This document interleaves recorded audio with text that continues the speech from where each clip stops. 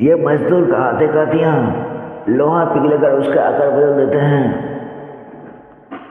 ये 2.5 किलो का हाथ है, उठा उठा के पटकूंगा, जान से मार दूंगा मैं तुझे, जान से मार दूंगा। এটা হলো সানি দেওয়ালের মিমিক্রি। ধর্মেন্দ্র হলে এরকম হবে, माँ कसम कुत्ते कमीने मैं तेरा खून पे जाऊंगा। এবার শাহরুখ খানে হবে এরকম, I am the king of I am the king। मैं तुम्हें बहुत प्यार करता हूँ नैना, अपनी जान से भी ज्यादा, जान से मार दूंगा सबको, जान से मार दूंगा। এরকম ফেমাস ব্যক্তিত্ব রয়েছেন বা অভিনেতা রয়েছেন বা অভিনেত্রী রয়েছেন যাদের ভয়েসটাকে কপি করাকে বলা হয় মিমিক্রি, যার বাংলা অর্থ হলো হর বলা। এই মিমিক্রি কীভাবে শিখতে হয়, যারা মিমিক্রি শিখতে চাইছেন বা মিমিক্রি পছন্দ করেন তার জন্য আজকের এই ভিডিওটা।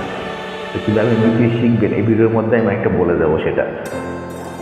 তা ধরুন এই মিমিক্রিটা যদি ইতিহাস যদি পর্যালোচনা যদি করি, তো এটা রামায়ণের ঘটনাকাল থেকে মিমিক্রির একটা বিষয় কিন্তু উঠে আসে।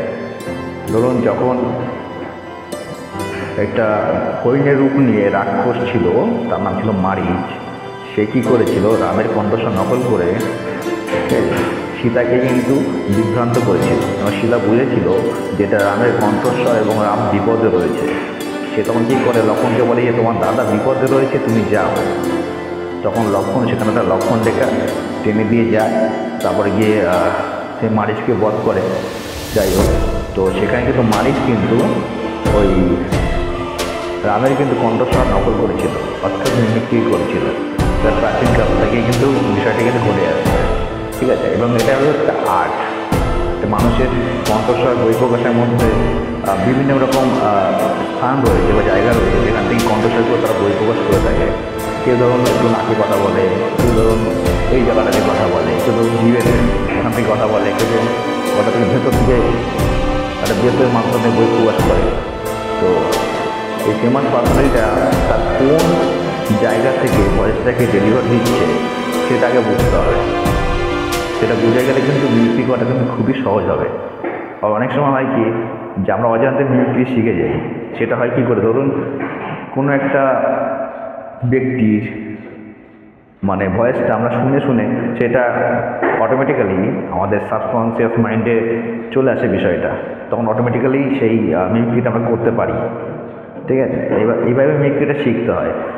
তো এই মিমিক্রি শেখার জন্য যেটা প্রয়োজন সেটা হচ্ছে যে বুঝতে হবে যে কোন ব্যক্তি আমি মিমিক্রি করবো তার একটা বিখ্যাত একটা ডায়লগ থাকবে, সেই ডায়লগকে কেন্দ্র করে প্রথমে সেই শব্দগুলোকে ঠিকমতো আমাকে ডেলিভার করতে হবে, ঠিক আছে।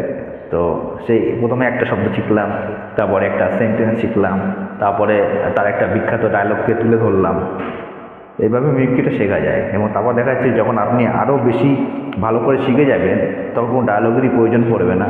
আপনি যে কোনো একটা কারো বানানো কোনো একটা ডায়লগই আপনি নিজের কণ্ঠস্বরের মাধ্যমে সেই ব্যক্তির কোনো একটা ফেমাস পার্সোনালিটির বা অভিনেতাদের ভয়েস কিন্তু আপনি নকল করে সেই তাদের দেওয়া সেই বাক্যটিকে আপনি বলে কিন্তু হুবহু নকল করে দিতে পারবেন।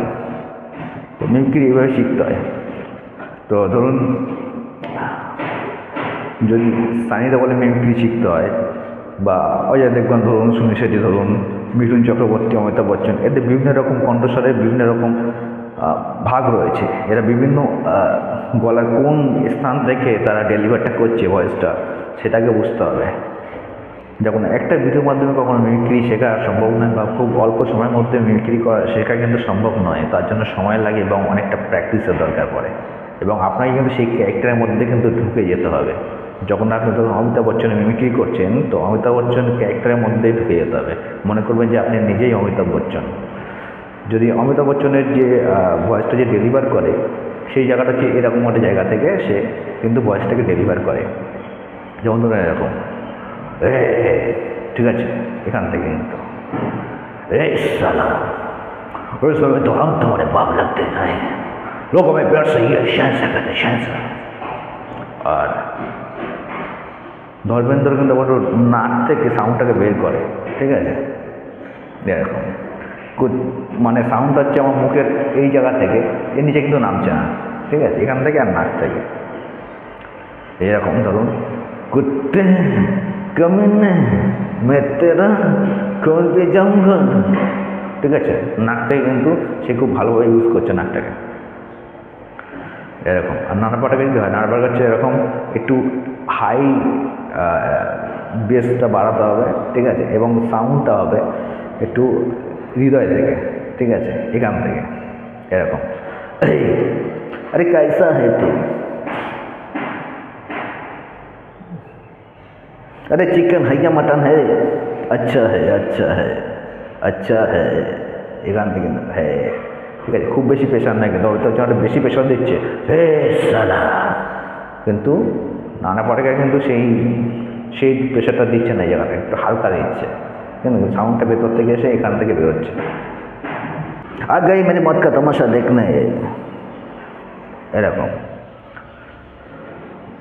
আর শাহরুখ খান ধরুন, শাহরুখ খানের ভয়েসটা হচ্ছে অনেক সময় কী হতো, তারা সে আগেকার যে ভয়েসগুলো ছিল সিনেমাগুলোতে, ঠিক আছে, একটু বড্ড একটু বেশি এরকম টাইপের হতো। আরে अरे ये तूने कैसे कर दिया, ये बिल्कुल भी ऐसा नहीं करना चाहिए था, लेकिन तुमने ऐसा किया। এটা হচ্ছে শাহরুখ খানের আগে ছিল, কারণ বর্তমানে শাহরুখ খান কিন্তু এটার উপর কাজ করেছে এবং তার ভয়েসটা কিন্তু অন্যরকমভাবে সে পেশ করতে চেয়েছে কিন্তু, বা পেশ করছে এরকমভাবে। ধরুন নैना मैं तुमसे बहुत प्यार करता हूं नैना, এই যে বিষয়গুলো একটা ক্যারেক্টারের বিভিন্ন রকম ভাগ থাকে, মানে কথা বলার মতো আর কি, ঠিক আছে। সাইফ আলী খান তার ভয়েসটা একটু অন্যরকম, ঠিক আছে, তার ভয়েসটা এরকম জায়গা থেকে একটা আসে, ঠিক আছে, একটা থ্রো দেয় এরকম ভয়েসের মধ্যে এরকমভাবে। वाह आई मीन टू से वाह, अगर मुझे पता होता कि यहाँ पे इतना अच्छा प्रोग्राम हो रहा है तो मैं कहीं ना कुछ जरूर साथ में लेके आती। তো এরকম ধরনের কিছু একটা, ঠিক আছে। তো এইভাবে মিমিক্রি শিখতে হয়।